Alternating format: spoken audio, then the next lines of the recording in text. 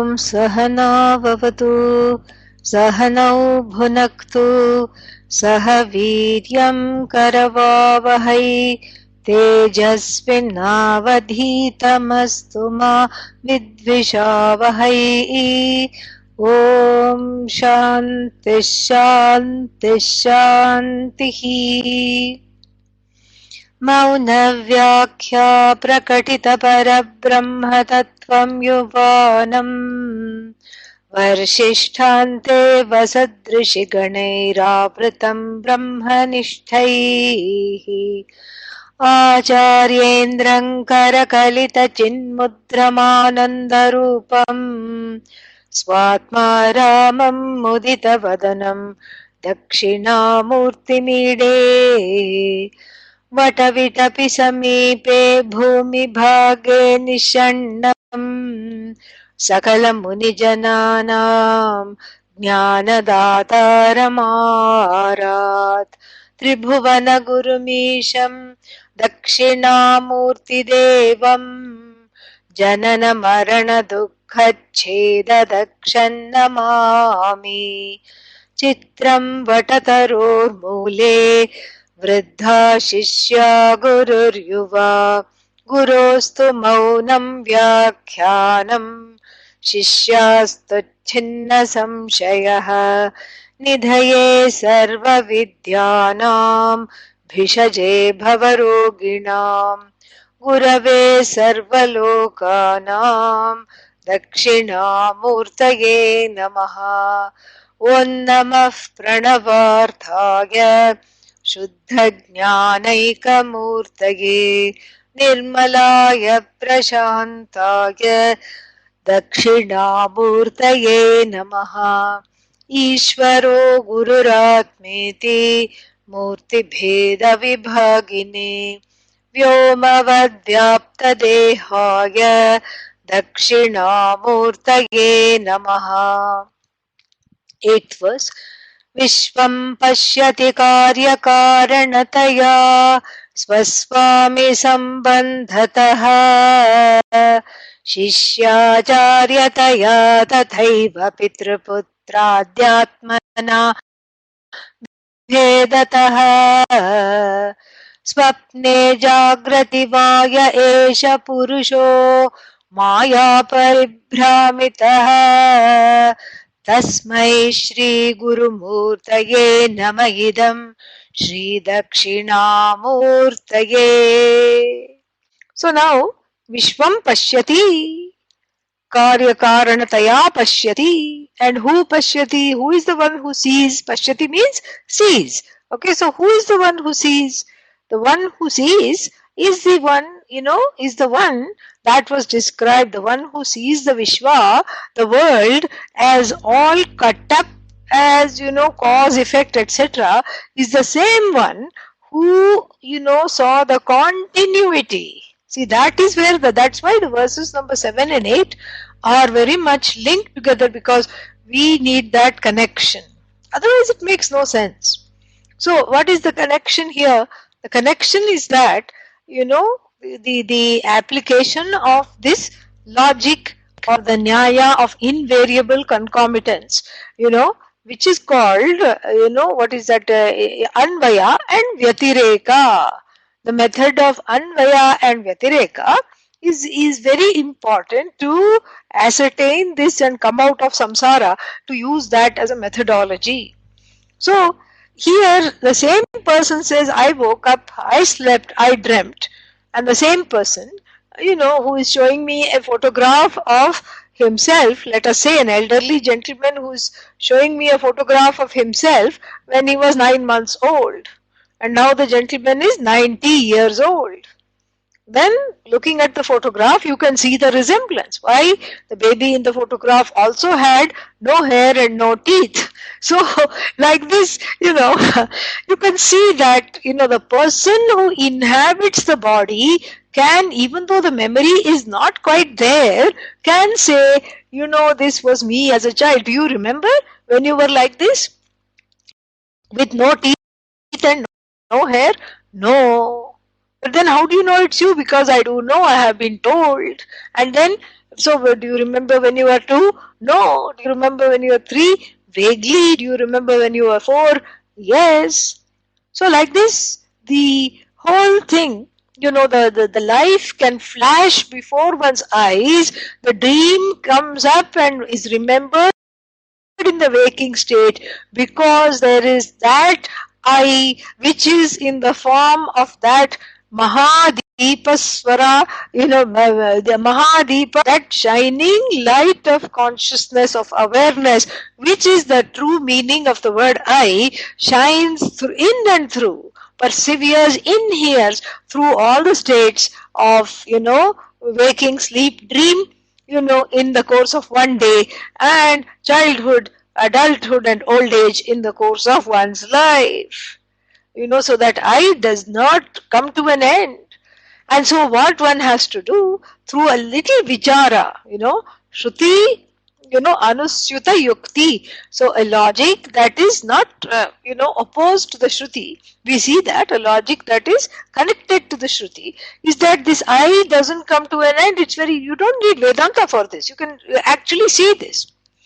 That there is something variable, and it is, the status of waker, dreamer, sleeper. It's the status, it's the hood. Various hoods are the same, are different, but the one who inhabits the hood is the same. And so this is, this is pure logic, but this logic is in keeping with the message of the Shruti. So we are able to appreciate this logic, and we are able to understand that, that this is what is the bread and butter, the subject matter of Vedanta, the Tvam Pada Vichara, an inquiry and analysis into the word you, which has been vitiated by wrong thinking, wrong understanding. In other words, aññatā grahanam. There is a mistake committed upon the nature of the self, just like the mistake is committed upon the rope, and there is a projection of the snake on the rope because I see my own fears projected on the rope. Similarly, I see my own negative fantasies and fears projected on the eye. That's the idea. And so the one that dispels these, that dispels Atma Aññānaṃ is the one who is Dakshinamurthy, And how this Atma Aññānaṃ is dispelled also, is talked about very nicely here, and that's why the negative example is given in verse number 8, whose meaning we have seen yesterday. At least the meaning of the words we have seen. And so, how is this Aññānaṃ dispelled? Through this Mudraya Bhadraya or Bhadraya Mudraya. Both those pathas are, both those readings are okay. So then Swatmanam Prakati Karoti, the one that clarifies and manifests the nature of the Atma through this auspicious sign. This is what we were told in verse number 7. And so my question now, this is important. So we are going to, discuss this a little bit before we, go to verse number 8. So my question for you is that, we have discussed in detail this agrahanam. Agrahanam means not knowing the nature of the self, and aññatā grahanam, and therefore thereby making a mistake centered on the self, saying I'm no good, I'm an idiot, I'm a donkey, I'm a monkey, and I am sad, I'm mad, I'm bad. These are what is, this is the problem. And so now, how is the, so now my question to you is, what do you think that this, whatever this symbolizes, the teaching of Vedanta, Tattvamasi, Mahavakya, Upanishads, everything, the works of Vedanta, the teaching of Vedanta, what does it remove? Does it remove Aññānaṃ? Listen carefully. Does it remove Aññānaṃ, not knowing the I, or does it remove Aññatā Jñānam, therefore, thereby thinking that I am a donkey, monkey, idiot, sad, mad, bad, angry, limited, etc. What does it remove? Some clever people have said both. Yes, these Michigan people are very clever. So, but otherwise we have what is called kotidvayam. We have a twofold, we have a disagreement here in our classroom. There is a disagreement. Some people say it removes aññānaṃ. Some people think it means the teaching of Vedanta removes anyatha agrahanam, or not anyatha agrahanam, anyatha grahanam, yeah, agrahanam or anyatha grahanam. Okay, so does it remove anyatha grahanam or does it remove agrahanam? This is actually a very interesting, way to look at it. But the truth is what? It removes aññānaṃ. The teaching is añjana nivṛtiḥ. Because we go to the root. Because what is the cause of anyatha grahanam?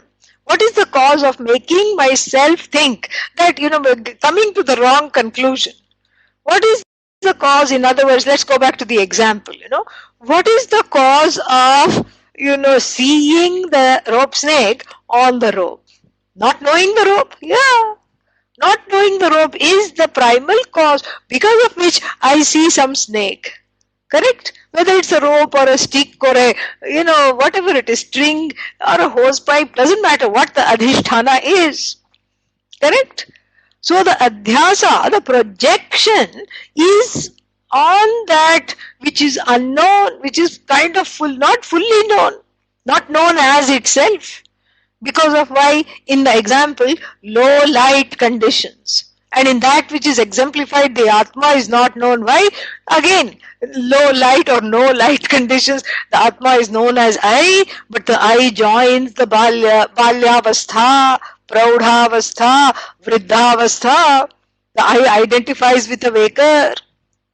I identifies with the dreamer and gets scared. I identifies with anxiety and gets worried. What will happen to me in the future? Oh my God, permanently OMG. Correct? So the anyatha grahanam, goes, but it is not the target of Vedanta Shastra. It is aññāna nivṛtiḥ. That is the target of Vedanta Shastra, the removal of aññānaṃ, natu anyatha aññānaṃ. Oh, but why not? Because as they pointed out, it goes. You need to remove that which is universal, not that which is a particular manifestation. So what is universal is I don't know the truth of myself. Each one can say that. I suffer from Atma Aññānaṃ. Each one can say that. Right? But then what about anyatha jnanam? That is where there is differences. So the person who is, who is of a, of a particular culture in a particular community will have a particular manifestation of an anyatha jnanam that is different from somebody else living some other place at some other point in time.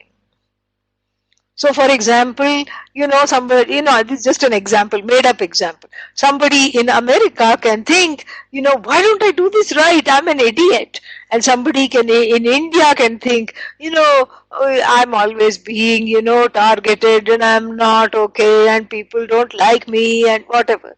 So the anyatha jnanam is many kinds of things. One person thinks I'm a monkey, the other person thinks, no, I'm a donkey, the third person thinks I'm an idiot, the fourth person thinks, why me? The fifth person thinks, what's wrong with me?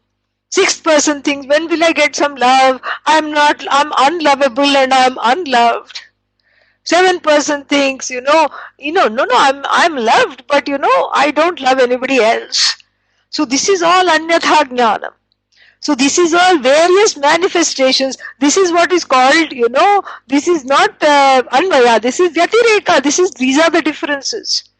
So again we can use the same methodology and see that in and through all these various grahanams, various catching of the I as not good enough, not tall enough, not, I that is identified with the body, I that is identified with the mind, I so many, iterations of the wrong I. Then if the Vedanta Shastra was interested in removing the wrong iterations as its primary focus, then it will not get anywhere, because as many heads are there, in each head is a, let's say, 100 iterations, wrong iterations of the I. I'm as good as a child, I'm as good as this, I'm as good as the body, I'm as good as the stage, I'm not loved, I'm a donkey, I'm a monkey, like this. So in each head there are 100 wrong conclusions, wrong understandings. And then what? And then how many heads are there? 7 billion heads. So if the focus of Vedanta Shastra was removing anyatha grahanam, we would be here till the cows came home and went back until the Jagat resolved. And then then we will be in a unenviable position of anirmoksha prasangaha. There is no moksha possible. Why? Because you cannot remove each and everything. If you keep on removing each and everything, it's like that Rakta Bijasura. There was one Rakshasa, one demon, and this demon, you had some boon, from some Mahavishnu or something, that if even a drop, if somebody tries to kill me and a drop of blood is shed on the ground, 1,000 clones will rise up of myself. So how can you have to kill him in a bloodless way, because otherwise one drop of blood, you could not shoot him, stab him, or hit him with a bow and arrow. You could not do that. Why? Because one blood would fall, and then what? Then he would multiply into 100 Rakta Bijasura, all clones. Yes. So I suppose they had a concept of DNA in the blood, suddenly, being able to instantly clone himself. And I think finally Indra stuns him with Vajra, paralyzes him, and then he dies in a bloodless way, so that he doesn't reproduce himself any longer. So like this, the wrong notions, this is what Rakta Bijasura represents. He represents all the Raga Dveshas and all the Kalmashas, all the various wrong conclusions which crowd each and every head. So we cannot go into each and every head as, along with Vedanta Shastra, armed with the Vedanta Shastra, and then go and try to, kill, quote unquote, all these notions. What we have to kill is that which causes the notions. Which causes the notions. And that is only one thing to kill. And that is what? Añjanaṃ. So this is, this is what the whole thing is. And then, when that añjanaṃ is cut through, then what happens? That is the master stroke. Everything goes, everything goes. So like, for example, if somebody is having, let's say, if somebody is, having cancer, and because of that they are having lot of symptoms. Why? Because there is a tumor, and that tumor is pressing, let's say, against some other organs. So then, so many symptoms will be there. They're feeling faint, they're feeling breathless, they're feeling, sick, fatigued, and, disinterested in food, all these things. So then, what will the doctor do? The doctor will not, give them a digestive enzyme to take care of the, the digestive problems, and then give them a little, whatever, energy booster, some ashwagandha or something like that. And then you can't treat, especially a holistic doctor, That's why we have seen here, Bhishaje Bhavarogina. So this is Bhavaroga. This is what we saw, that the doctor of the disease of samsara, and the disease of samsara is anyatha grahanam. It has many symptoms, many manifestations, but the root cause is this tumor called añjanaṃ. So then añjana nivṛtiḥ, through the removal of añjanaṃ, adhyasa nivṛtti. Adhyasa means wrong projections.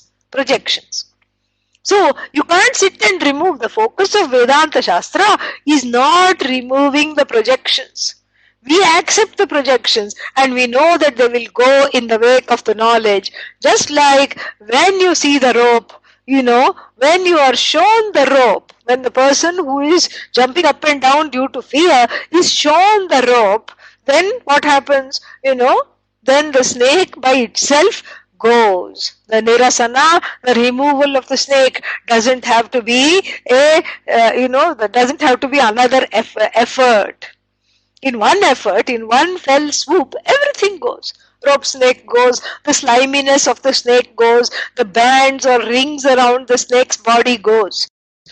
The scaliness of the snake goes, and the flickering tongue of the rope snake also goes in the wake of the knowledge. This is rope, And so once you know this is rope, there is no more aropa. But then if I keep trying to convince you, it is not slimy, it is not this, it is not that, that's not enough. That's why the Upanishads have the neti neti vakya, because one is so distraught. First I have to tell you, this is not a snake. Upanishad tells you, this is not a snake. But then, that's why sukham, shantam, niravadyam, and all these, akled, ayam, ashosyo ayam, achedyoyam. This is all Bhagavad Gita. Then, nityam, sarvabhibhum, shantam, sanatanam. These are all positive words. So the two go in tandem. And even though the neti neti words are used, the focus of the Shastra is to get you ready to drop the añjanaṃ, is to help you drop the añjanaṃ, in whose wake everything goes. And then why are we talking about it? Because why is this important? Because in verse number 8, the fellow says, Vishvam Pashyati, Kidrisham Vishvam Pashyati, Karyakaranataya Pashyati, Swaswami Sambandhata Pashyati. So 4 ways of looking at the word. These are all anyatha grahanam. 4 ways are there of looking at this world. At least 4 are discussed. There are many examples of anyatha grahanam. Like fabric was cause of what? Your shirt. And then what? From the standpoint of yarn, fabric is effect. And then you keep looking at it. You look at it from the standpoint of even psychology. Let's say the person has problems.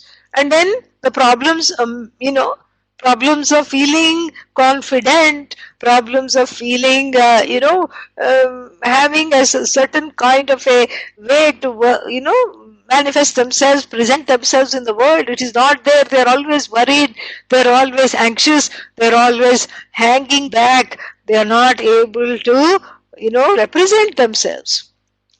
Then, let's say that person goes, he or she goes they go to the therapist, and the therapist will say, this is because of the problem of your childhood. So the effect is what? No confidence and, withdrawn. What is that called? Not introspective. Introvert. Yeah. So introverted, withdrawn. This is the person.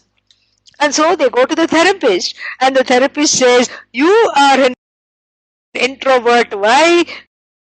Because of your childhood. So you were the last child, and then you had all boisterous, brothers growing up who were dominant. Your parents were also dominant, and then, and then therefore what? You were not able to prevail. And so you were bullied as a child, and then so what? It's problems with the parents mostly, and so so now your underconfidence is what? Is a effect, is a result. And what is the cause of that? The, father issues. The father, physically beating you when you were a child because you didn't listen to him or didn't obey him. And so the father is the cause, or the mother is the cause, or the primary caregivers are the cause. So then what? And then, so now the primary caregivers in the form of mother, father are the cause. And then The child's or this person's underconfidence is the effect. But really, are the parents the cause? Because then you go and ask the parents, why did you mess up the bringing up this child? Let's say that they are honest and they say, yeah, we didn't do a good job. Why? Because we were bullied when we were children. We were bullied, and or my mother was dominant, and my father was unavailable, and I was neglected, and therefore I just need control in my life, because nothing in my childhood, this is the mother and the father talking, nothing in my childhood, either the mother or the father or both, you can think, let's say the father says, nothing in my childhood was in control. Every day moving from here and there, and every day not knowing anything stable. And so I made my life in such a way that when I got married and started my family, I wanted to control everything so that everything would be predictable and I would feel, comfortable and safe. So that's why I unleashed my control over the children, controlled them so that for my own reasons of safety. Let's say they said that. And so now what? Now that which was the effect, the cause which is the parental bullying has now become what? The effect. So what is the cause? Their parental issues. And then if those parents are alive, grandparents, now we are at the generation number 3. So we are in the, we are going up. And then let's say the grandparents are alive, they will say, we just did what our parents did. And then you ask the great grandparents, why did you raise your children that way? Oh, this is a family legacy. We are all just, we all believe in putting our children down so that we can thrive. Yeah. So this is a kind of a narcissistic picture. And that is how it happens. Narcissism runs in families and runs in generations, really. And so, and there is all kinds of ways in which this is manifested. So it's impossible. That's why psychology, gives up its hand. Psychology gets tired and takes a nap and tells Vedanta, you please deal with this person. Yeah, tells Dakshinamurthy, you please, show some signs of life for the person and then bring them back, because I am so exhausted, because I don't know now what is cause, what is effect. It's all like it's like a ball of yarn that has been gone through by a kitten. So then what happens? The kitten, first you give the ball of yarn to a small kitten to play, and then you go out of the room and come back, and then you don't know the difference between where the kitten is and where the ball of yarn is. Both of them are just hopelessly entangled. So like this, the cause and effect are hopelessly entangled. And yet, why? Because that which is cause has now become the effect, and that which is effect is now the cause. And it is circular. Just look at forget psychology, just look at the tree and the seed. And what is there in the tree and the seed? What is the cause of tree? Seed? Yeah. And what is the cause of seed? Tree, another tree. And what is the cause of that? Another tree, yet another seed, that which is, and what is the cause of yet another seed, yet another tree. You have to keep going in what is called an infinite regress. And the infinite regress is the ocean of samsara, which is really a notion of samsara. And so the doctor, in the form of Lord Dakshinamurthy, cannot really remove each and every notion. The whole thing goes. The whole thing goes in one fell swoop, knowing that there is no ocean. That is the only notion. Because in the ocean, you cannot keep removing the sharks, etc. Because the sharks and all, really, if añjanaṃ itself is mithya, what about aññaṃ? It is mithya within mithya. It is pratibhasika. That is the way to look at it. So you can't remove pratibhasika subjective reality. You remove so-called the empirical reality of not knowing the Atma. In the absence of which the person will continue to see the world as divided into cause and effect and keep arguing about that also. And then after that what? And then, swaswami sambandhatah pashyati vishvam. And so then mine, not yet mine. I've explained this a little bit yesterday. You belong to me. How can a person belong to another person? But that's frequently that is what is talked about. And and we are so much ahead of that in the Hindu tradition. But in the Western world, in England, etc., women and children were property of men until so many of these laws were removed in 18th century and all. Women were property of men. And we still find that in Middle East countries such as Saudi Arabia, etc. And women have to take permission before they step out of the house. You have to have a letter of a male guardian, either the brother, even if it's a younger brother, either the brother or the mother or the father or the husband, some male in the life has to say she has permission to leave the country, she has permission to go from one city to another. So because anytime they can ask you to produce this paper. But we have not had this feeling that women are property or children are property. But still, we have that adhyasa. This is my family, it belongs to me. You are an outsider. And so this is that thinking. And so, swaswami sambandhatah. I am the owner of this. And even if it's not a person, I'm the owner of money. And what is this money? This money is non-existent money you are the owner of. Why non-existent money? Because it keeps, first of all, you don't even know where it is. It's all anumana. Your wealth is all anumana because nobody keeps gold bars under the mattress anymore. It's all somewhere. It's either in your bank account in whichever place you live, or in a bank account in Cayman Island or some of these, these tax havens, Switzerland, Cayman Islands, all these places, Bahamas, all these places you can keep the money and nobody will, and you can have a private account and nobody will know how much wealth you have. And so this is, you have to have it there. And then how will you know that your wealth is intact? They will send one monthly statement which will come through the, electronically. And then you look at it and say, it's just a bunch of figures. And so like this, so this money, money doesn't belong to you. How do you know this? Because what comes, goes. Yeah, it goes immediately. In fact, your body even doesn't belong to you. What to talk of money? Even with the body, you have a Swami Sambandha. I am the owner of this body is mine. It doesn't belong to you.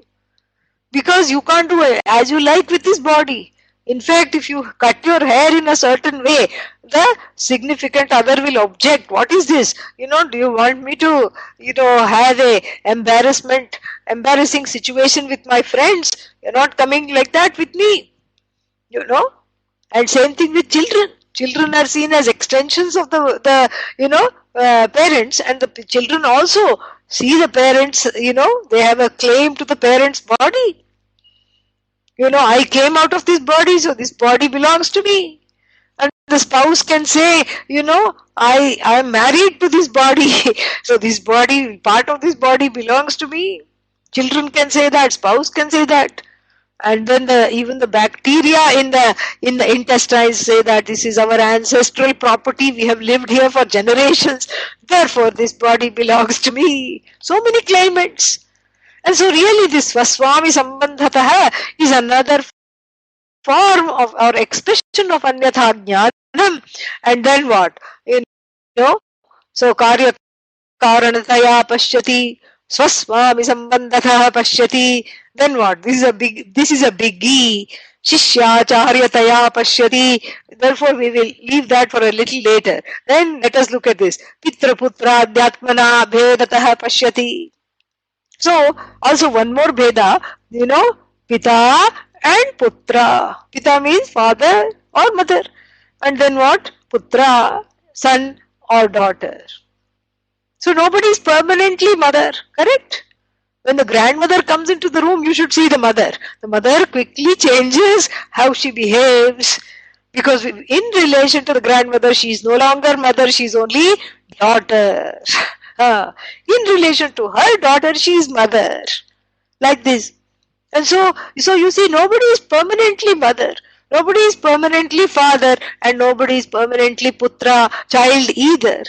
Because the child grows up, he or she then gets married, and he or she has his or her own children, and then they becomes mata, pita. And so, so therefore, you cannot say that this is mother and I am a mother, I am a father, because nobody is permanently mother or father.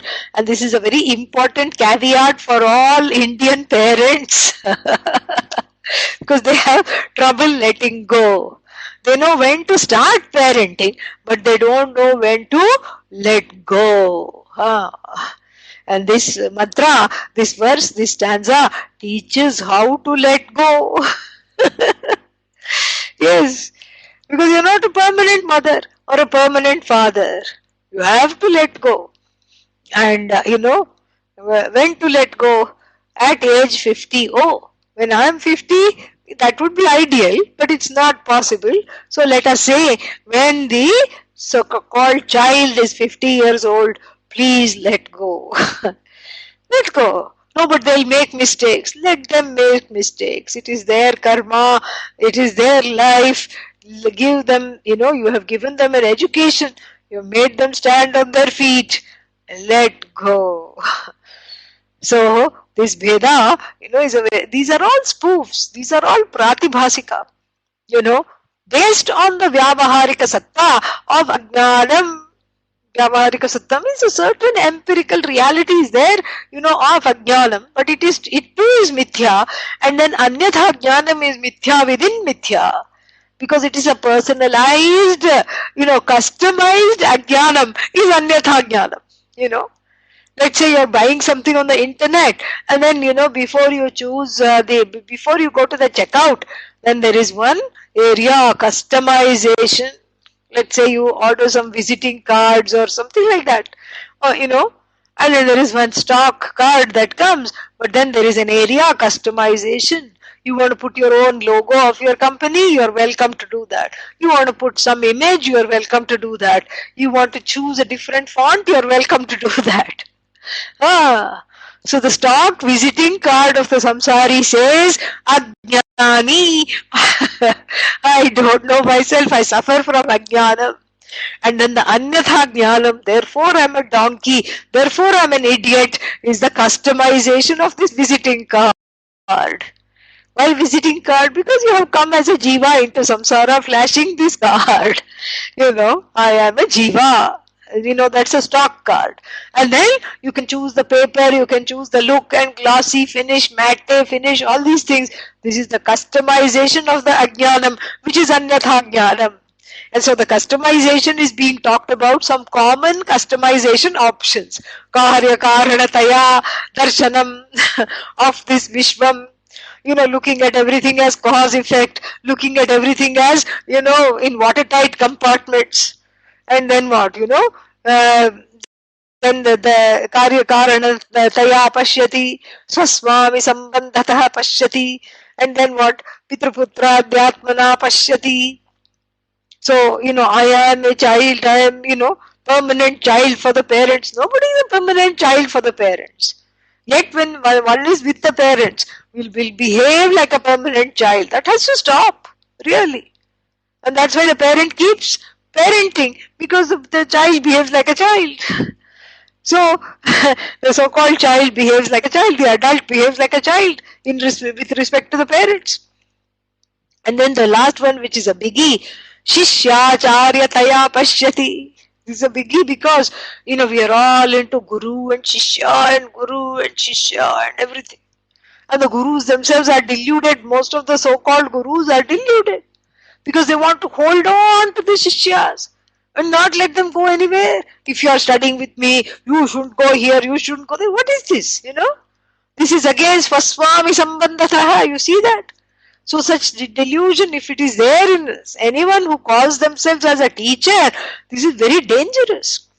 Because you hold on to the person, just like then why did you become a teacher? You could have just got married and had children and been like everyone else, holding on to the children. And so many gurus, so-called gurus, they address the people as, oh my child, oh ye children. How did they become, children? And the gurus also, then the so-called students also address, they insist, you have to address me as Mataji and Pitaji. Why? Don't you have Mataji and Pitaji? Don't you have your own parents? Why do you need another mother, father? No, but I want to study. Yes, go find a teacher, You don't need to replace your mother and father. Well, my mother and father were not ideal. So, how are you going to address this? Your mother and father were not ideal? Okay, I respect that. I empathize with that. I can sympathize with that. No problem. Nobody's mother, father is ideal. Okay, maybe you had a short end of the stick and your mother, father were far from ideal, let us say. How are you going to fix it? You're going to replace and get yourself adopted by some, someone who calls themselves Mataji, Pitaji, whatever, because you missed out on some love at age 5. So at age 55, you just go under the grip of somebody who is touting themselves as a universal parent, apparently. Not needed. This would be just, again, within samsara, you're still addressing the subjective problem, the pratibhasikam you're addressing. You're not addressing the root cause. Badly treated by the mother and father, that is not the root cause. Or those scars are still with me, that is not the root cause. The root cause is I am personalizing those scars. I'm owning up those scars. With those scars I have a swaswami sambandha. I am the owner of these scars. I am the owner of my past. And this past is a dim, dull, difficult past. Why dim, dull, difficult? Because the past is in 3D. So 3D past that is flashing before my eyes, it's dim, dull and difficult. And so what are you going to do? The dim, dull and difficult past, you have to go to a teacher who will make a repast of the past, who will help you to make a repast of the past. Yeah. Yasya brahmacha kshatram cha ubhe bhavatah odanam. So this is the Brahma Jnani, where all the hierarchies, this is Brahmana, this is Kshatriya, this is parent, this is apparent, all these hierarchies are what? Are like rice and dal. They just, mix it up and swallow it. They have made a repast of the past. And all the categories, this is Kathopanishad, very inimitably said. Everything is a repast. No more past because I have swallowed it in the wake of the knowledge that that this is not, real. What is real is this aham ahamiti antasphurantam sada, which is the cause of the universe, which is myself alone. That light of consciousness is myself. Everything else is a projection, and I withdraw my identification with the projection by walking back the eye from the past to the present, now, which is in the form of all, all unending, limitless awareness.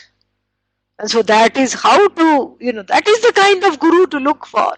Not somebody who will, fulfill supposedly your parental fantasies. This is very difficult. Because this is I see it as a bane in the society. I see that. And so many times the people will also, the gurus, so-called gurus, will tout themselves as, having a hold over their quote-unquote children. This is, ridiculous. And then besides, point number 2, nobody is a permanent shishya. Shishyacharyataya pashyati. Can you be a permanent shishya? No. If you are a permanent shishya, then there is no more Vedanta. Because all the gurus that were there, I don't know how they were there, but anyhow, let's assume that they were there. They all gave up their bodies in time, and then the shishya continued to be shishya. Not possible. Just like the putra becomes pita, the child becomes an adult and becomes a parent. And similarly what? The Shishya learns and then becomes the next Guru, and then has their own Shishyas who then become Gurus. This is how the Parampara grows. The Parampara doesn't grow with these sycophant, sycophants, or some, people with narcissistic fantasies who are very charismatic, and then gather a big group of Shishyas and to make them permanently Shishyas so that they can feel good. That is manipulation. That is rank manipulation. So therefore, deriding anybody. I'm just, pointing out what what the verse is saying. Shishyacharyataya darshanam is what? Is a manifestation of añjanaṃ. Because what, if anything, what Lord Dakshinamurthy teaches is that, you are that whole, and that same you, in the form of consciousness, is manifest as Shishya, is manifest as Acharya, teacher. Same consciousness. And then what? So it's all one. That same Dakshinamurthy alone is Shishya. That the same Dakshinamurthy in the form of consciousness is Acharya. And what is the Bheda here? Body Bheda. Status Bheda. And then, so this Ekikaranam means what? This, seeing everything as one, has to be there at the level of all hierarchies. And then elsewhere in the Shastra it is said, just because you are one with your teacher, that doesn't mean it should be enacted on the level of Achara. There is a caveat in the Shastra. Don't do Ekikaranam ma bhoot. Let there be no, oneness on the level of Vyavahara, when you deal with the teacher, when you deal with the one that has given you knowledge. And why is that? Because, one doesn't need to do this, because one knows that the achara, the prescribed ways of greeting the teacher, etc., is all mithya. One knows that. It is a dependent reality. One knows that, and so therefore, that's one reason why this is not practiced. And secondly, you don't want to, as a student who has gained the knowledge, you have the responsibility to show the way to, deal with the teacher, for all other students. And then knowledge brings in humility, and so one is ever grateful to the teacher. And so on the level of achara, the oneness is not practiced. On the level of cognition, the oneness is soundly present. And so therefore all these bhedas, this shishya, acharya, pita, putra, mata, duhita, all these things are gone, should be gone. And then, but they are not gone. Why? Swapne jagrativaya esha purushaha maya paribhramitaha. They are not gone because this purusha is mayaya paribhramitaha, is confused, deluded by what? Maya. Maya here is añjanaṃ, avarana shakti. Yeah. Avarana is añjanaṃ, vikshepa is anyatha jnanam on the level of the individual, the projection. Yeah. Projection goes, the snake slithers away when the rope is taught, when the person is taught this is rope. Aropa goes away. And so here, the beauty of this is that, all these things, when you are able to see this, when you are seeing these divisions, that means what? The person is paribhramitaha. Bhramitaha, confused, deluded. Paribhramitaha, nicely confused. Pari means paritaha, on all sides. Wherever you look, he or she, they see differences. They see divisions. So, all-rounded delusion. The person suffering from nice delusion. And the person is an all-rounder where it comes to being deluded. Such a person is what? The truth of that person's Atma. Even the one who doesn't know, even the one who knows wrongly, is nothing but Lord Dakshinamurthy. So what is the separation from the Lord and this confused person? The confusion itself, the añjanaṃ, is the separating factor. There is no separating factor between jiva and Īśvara other than añjanaṃ. So mayaya paribhramitam santah, anyat pashyati, sees everything separate. But then what? So because when the maya is removed, the person no longer sees anything separate. Very beautiful, very nice mantra. And this añjanaṃ itself is is that which is opposed to atmajnanam. Yeah, añjanaṃ is opposed. Añjanaṃ, it doesn't have a satta of its own. Añjanaṃ is not a parallel reality. It is that which is opposed to knowledge. Añjanaṃ. Ignorance is opposed to knowledge. Because if the ignorance, was there coexisting along with knowledge, then there would be two things. But ignorance and knowledge are like, darkness and light. In the presence of light, darkness cannot exist. In the presence of knowledge, ignorance, slithers away, goes away. It joins the rope snake. Both of them go and have a cup of tea. Añjanaṃ and anyatha jnanam, somewhere. Out of mind, out of sight. So this is something important to remember. Ignorance is not lack of knowledge. Ignorance is opposed to knowledge. Because, if ignorance, if knowledge began, that's why knowledge is anadi. Ignorance is also anadi, because if ignorance had a beginning, then we are in trouble. If ignorance had a beginning, then what was there before ignorance? Knowledge. Then that knowledge which turns into ignorance, what is the guarantee it won't turn into ignorance again? And so therefore this has to be very clearly understood. Because here is again a lot of area of misunderstanding.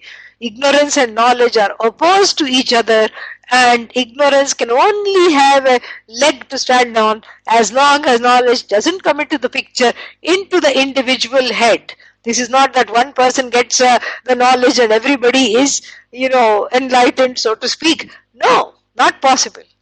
Because where is the ignorance manifest? It's not manifest in society, but it is there in society because everybody is behaving. Everybody is behaving. So that means what? They are all behaving as though they are ignorant. So there is the manifestation of ignorance in the individual jiva's buddhi. And that buddhi, where the ignorance is eradicated, can say, I am no longer ignorant. And that buddhi which says, I am no longer ignorant, Dakshinamurthy, that buddhi over which the Rahu, the eclipse of añjanaṃ is there, still Dakshinamurthy.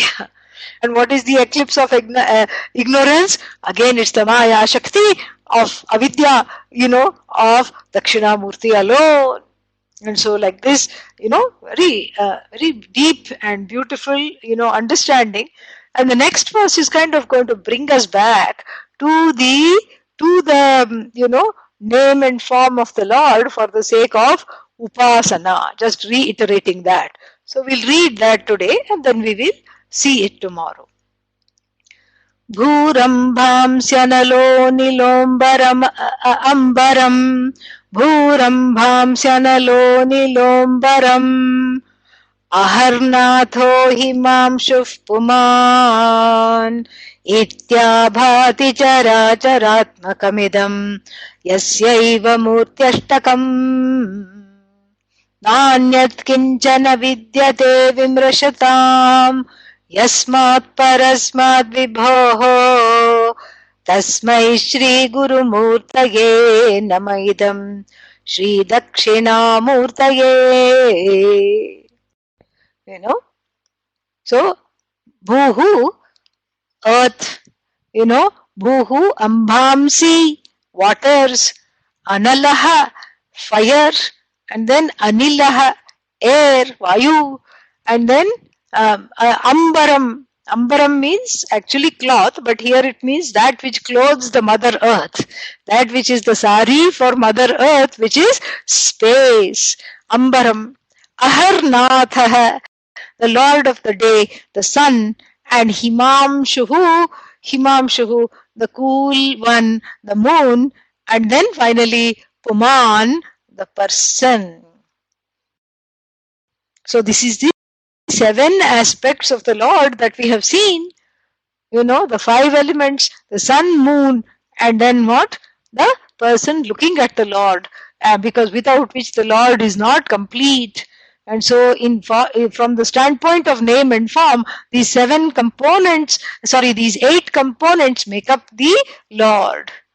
The 7, 5 elements, 2 celestials, and the one who is, worshipping, the worshipper, meaning the Sanakadi, the sages sitting at the feet, because the teacher is the manifestation. So how can you be teacher without the Shishyas being there?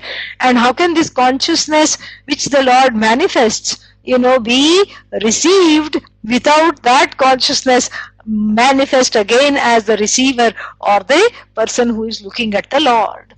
And so the jiva, Īśvara are both, there in Bhagavan, and to show that this is the eightfold murti, iti abhati. This is how Lord Dakshinamurthy manifests, where charatmakam, idam, in this jagat, which is full of, animated and unanimated things, sentient and insentient things. This eightfold murti is moving around in everything that is there. And besides, na anyat kinchit vidyate, anyat kinchana na vidya, anyat kincha, anyat kinchana na vidyate. Nothing other than this is there. For whom? Vimrushatam, for the ones that are what? That are discriminating. And anyat kinchana vidyate, from what? So nothing other than what?